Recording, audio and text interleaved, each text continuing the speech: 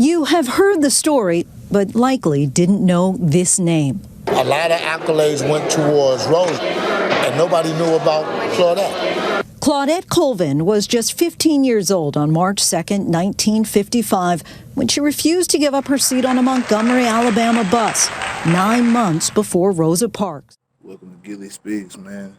It's your boy Gilly, man. And we're going to do 2 salutes for motherfucking me, Claudette Colvin, man.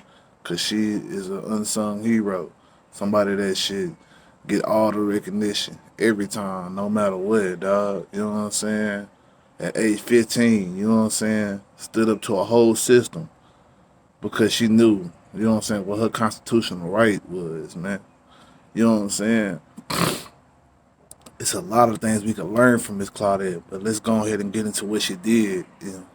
And then we could talk about, you know what I'm saying, what we can learn from that. Let's go. Check this out, man.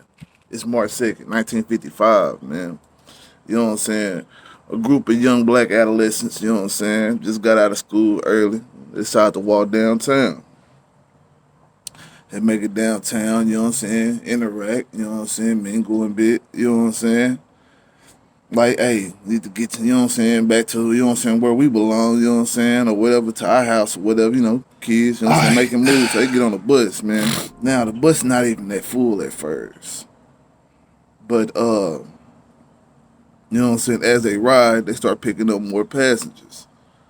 And now the bus is nowhere near full. Nowhere near full. But this one white lady hops on the bus. Now a young Miss Claudette Colvin, 15 years old, I might add, is sitting in the seat. Got a group of friends with her. They all, you know what I'm saying, basically got a seat to themselves, you know what I'm saying, behind her. She sitting somewhere like in the colored section, but in the middle, about the middle section of the bus. So the white lady refuses to sit in the seat beside her. See, you know, at them times, you know, white people need to be, they feel like they need to sit in front of us, you know what I'm saying? They can't sit beside you, they can't sit behind you, they can't sit in the same seat with you, you know what I'm saying? Because, you know what I'm saying, how dare they have to look at you, you know what I'm saying, type shit. See you ahead of them, you know what I'm saying, type shit. But, so, the lady has a complaint. She talks to the bus driver. The bus driver, you know what I'm saying, goes to the Miss Young Claudette Colvin and asks her to get up. And she refuses. Why don't you move? Hey, you know, this guy, he's not expecting this from some young black girl, you know what I'm saying, or some young nigger in his mind, you know what I'm saying? Like, hold up, what the fuck this bitch got going on? How dare she, you know what I'm saying, like, have the nerve to, you know what I'm saying, say no to me. So, this time with a little bit more sternness, he says, move. And she says no, you know what I'm saying, with the same amount of sternness, you know what I'm saying, like. So, he said, so you not gonna mind me? And you know what I'm saying, he goes, you know what I'm saying, and I think stops a officer that's, you know what I'm saying, en route, or radios it in. I'm not sure. I can't remember because I watched this a bunch of these interviews multiple times, but you know what I'm saying, I can't remember exactly how he contacted that officer. But it ended up being an officer, you know what I'm saying, nearby that comes, asks Miss Claudette Colvin to leave. She says, no, it is my constitutional right. I'm sitting in the colored section. And she had paid her bus fare. There wasn't full seats. And it wasn't written in the Constitution that, you know what I'm saying, a nigga had to get up out their seat if the bus was full. You know what I'm saying? So she sitting in her section of the bus, and you know what I'm saying, in the whole separate but equal thing, you know what I'm saying? Because at the time, you know what I'm saying, separate but equal, you know what I'm saying? Where they said as long as you can, you know what I'm saying, have equal, you know what I'm saying, like the value of whatever we was going to or whatever they was going to was the same, you know what I'm saying? Like we had the same type of school or we had the same type of whatever, you know what I'm saying? As long as we were getting taught or treated the same, you know what I'm saying? It's cool. We could be separate, you know what I'm saying? They could separate black and white. At least that's what, in theory, what they thought. But if you go on into check into things like the Brown versus Board of Education, or you know what I'm saying, I think Plessy versus Ferguson, you know what I'm saying, like that was the, you know what I'm saying, catalyst, you know what I'm saying, to that story, you know what I'm saying, and it was crucial where they basically said like, oh fuck that, you know what I'm saying, you got this, you got equal this, then you know what I'm saying, y'all could be separate, you know what I'm saying. But what they wasn't realizing is that shit, you know what I'm saying, that was, I think, with railroad cars. You know what I'm saying? Segregation in railroad trains and shit. And you know what I'm saying? The thing was, you know what I'm saying, they had the railroad train had the black section and the white section decked out, it was looked the same. You know what I'm saying? So it don't matter if you sat in the black or the white, you didn't feel like you was sitting in some different part of the train, man. You was sitting in the same, it looked the same as wherever the white folks sitting at. You know what I'm saying? But when they started realizing something about these schools, man, got crucial. You know what I'm saying? Like, and they had just overturned this case, probably around the time that, you know what I'm saying, Miss Young Claudette Colvin is bucking this authority. You know what I'm saying? Because Montgomery, Alabama, had, 5 or 6 people die for bucking at the laws because of, you know what I'm saying, busing and, because of the busing shit, you know what I'm saying? Like, literally, bro, the year before that, like, I want to say 54 and 53, it was a total of, like, you know what I'm saying, 5 or 6, you know what I'm saying, people died from just that, not just, you know what I'm saying, all the people that died, because there's plenty of people that were dying from all type of shit, and that's even the shit they was recording, because they know they probably weren't recording all that shit. But let's get back to the topic at hand. So, Miss Young Claudette Colvin, you know what I'm saying, just told this officer, it's my constitutional right to, you know what I'm saying, be in this color section. I paid my fare.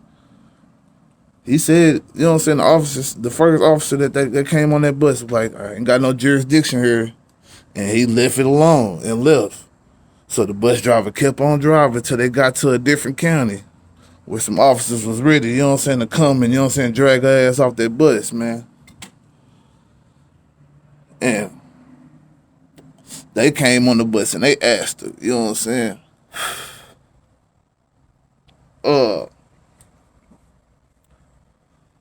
get up, you know what I'm saying, get off the bus. And this time they ready to get everybody off the bus. It's 5 girls in total, man. Yeah, man, young girls, man, all of school age, man. Yet the laws was ready to go in and pounce on these 5 girls, these young 5 girls. Ariella Browder, Claudette Colvin, Susie McDonald, Mary Louise Smith, and Janetta Reese. Now, it ultimately ended up being those 5 girls that ended up getting dragged off the bus.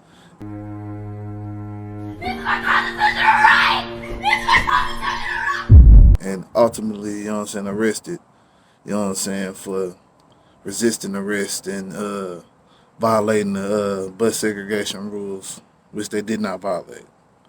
All for one white woman who didn't want to sit across the seat from Miss Young Claudette Colvin. Sad. Very, very sad. But the courage that she, you know what I'm saying, had to stand up to a system like that at that time, like, you know what I'm saying, ain't no telling where we be right now, man. You know what I'm saying? Because so many black people, you know what I'm saying, have to use public transportation and, you know what I'm saying, or go to public, you know what I'm saying, facilities for certain things, you know what I'm saying, restaurants, all that shit, to, you know what I'm saying, have some segregation going on right now, bro. Ain't no telling. I mean, obviously a lot of things would be different, bro. I mean, it's not really that different, but if they just had an open rule like that, man, crucialness, man, for the, you know what I'm saying, out here, bro. Just think about it. Just think about how these, you know what I'm saying, how easily, you know what I'm saying, that shit can, you know what I'm saying, go back to that, bro, because it's already close, you know what I'm saying? They shoot niggas out in the streets for, you know what I'm saying? This body camera video shows the final moments of Hill's life. Here you see Officer Coy approaching a garage. Inside, Hill walking toward the officer with a cell phone in one hand, the other out of view.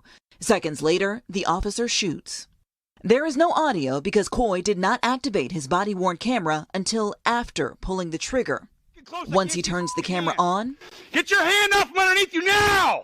The camera captures the chaotic you know what I'm saying? It ain't gonna be until, you know what I'm saying, they already, you know what I'm saying, treat niggas like, oh yeah, you can't go to this restaurant still, you can't be in this neighborhood type shit still, so hey. But she got it clearing out the open, you know what I'm saying? Like, they had to subliminally, you know what I'm saying, move now and make their movements now. They couldn't just openly be racist to people and, you know what I'm saying, public transportation.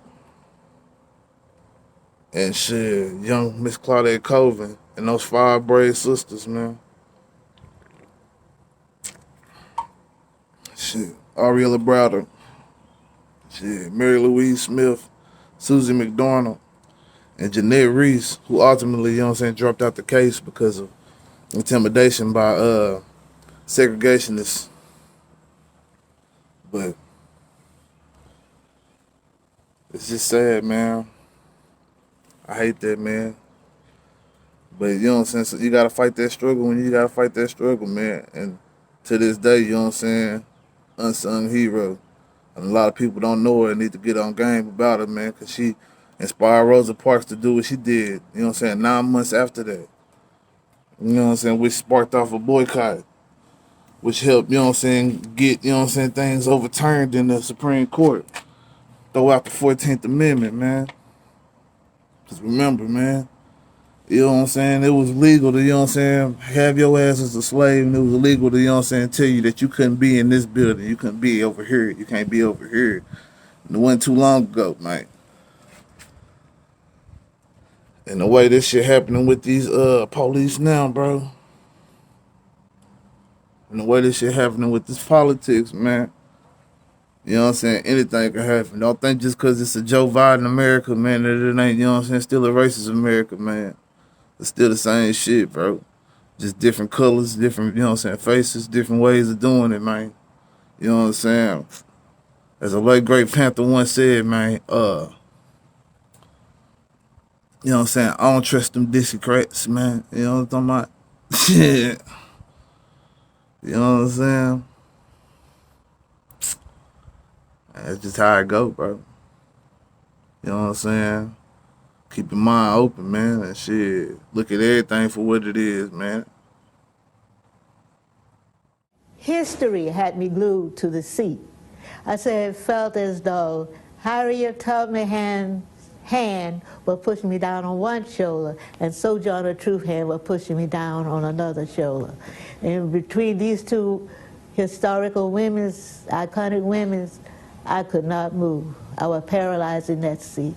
And largely omitted from history books despite her courage and boldness as a teen.